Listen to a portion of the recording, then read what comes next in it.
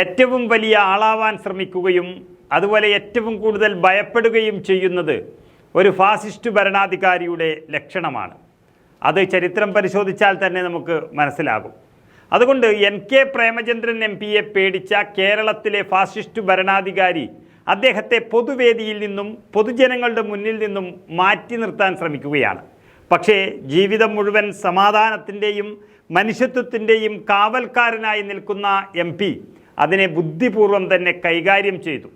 അതായത് കൊല്ലത്ത് നടന്ന സംസ്ഥാന സ്കൂൾ കലോത്സവത്തിൻ്റെ സമാപന സമ്മേളനത്തിൽ നിന്ന് തന്നെ ബോധപൂർവം ഒഴിവാക്കിയ സർക്കാരിൻ്റെ നടപടിയെ NK പ്രേമചന്ദ്രൻ MP തികഞ്ഞ അവജ്ഞയോടെ തള്ളിക്കളഞ്ഞു. സ്വീകരണ കമ്മിറ്റിയുടെ ചുമതല CPI സംഘടനയ്ക്കാണ് ഉണ്ടായിരുന്നത് എങ്കിലും വിദ്യാഭ്യാസ മന്ത്രിയുടെ ഓഫീസിൽ നിന്നുള്ള പ്രത്യേക അറിയിപ്പ് പ്രകാരം MP-യെ ഒഴിവാക്കിയെന്നാണ് സ്വീകരണ കമ്മിറ്റിയിലെ ചിലർ പ്രേമചന്ദ്രനെ അറിയിച്ചത്. നല്ല രീതിയിൽ നടന്ന കലോത്സവത്തിൽ അപസ്വരമുണ്ടാക്കരുത് എന്ന് ചിന്തിച്ചുകൊണ്ടാണ് MP പ്രതികരിക്കാതിരുന്നത്. അത് പ്രേമചന്ദ്രൻ MP-യുടെ മാന്യത. പിണറായി വിജയൻ കേരളം ഭരിക്കുമ്പോൾ എന്ത് പ്രോട്ടോകോൾ, എന്ത് നീതി എന്നും NK പ്രേമചന്ദ്രൻ ചോദിക്കുകയാണ്.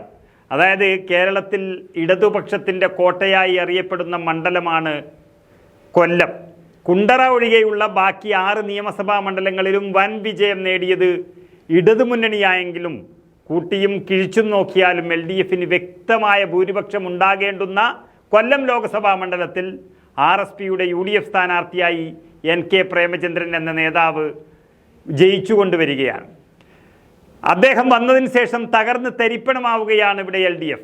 ജനാധിപത്യത്തിൽ തോൽപ്പിക്കാൻ കഴിയാതെ വന്നപ്പോൾ വൃത്തികെട്ട വാക്കുകളുടെ തമ്പുരാനായ പിണറായി പരനാറി എന്നുവരെ വിളിച്ചു പ്രേമചന്ദ്രനെ അധിക്ഷേപിച്ചു. പക്ഷേ പിണറായി വിജയൻ്റെയും ഇടതുമുന്നണിയുടെയും ആണിക്കല്ലിളക്കിക്കൊണ്ടാണ് 2 തവണയും പ്രേമചന്ദ്രൻ MP-യായി കൊല്ലത്ത് നിന്നും കരകയറിയത്. അതോടുകൂടിയാണ് സർക്കാരിൻ്റെ പൊതുപരിപാടിയിൽ നിന്നും മാറ്റി നിർത്താൻ പിണറായിയുടെ നിർദ്ദേശം വന്നിരിക്കുന്നത്. അതാണ് അവസാനം കലോത്സവത്തിലും നമ്മൾ കണ്ടത്. പിണറായി വിജയൻ ധർമ്മടത്ത് നിന്നും ഗോവിന്ദൻ തളിപ്പറമ്പിൽ നിന്നുമൊക്കെ ജയിക്കുന്നത് പോലെ അല്ല കൊല്ലത്തെ ഇടതുകോട്ട പിടിച്ചെടുത്ത് പിണറായിയുടെ മർമ്മം കലക്കിയാണ് NK പ്രേമചന്ദ്രൻ ലോകസഭയിലെത്തുന്നത്. അങ്ങനെയൊരു MP-യെ ഒരു ചടങ്ങിൽ നിന്ന് മാറ്റി നിർത്തി തോൽപ്പിക്കാമെന്ന് കരുതിയത് ആരായാലും അവർ വിഡ്ഢികൾ തന്നെയാണ്. പരനാറിയിലും പാഠം പഠിക്കാതെ ആദ്യം തന്നെ കൊല്ലത്തെ തോൽവി ഉറപ്പിക്കുകയാണ് സഖാക്കൾ.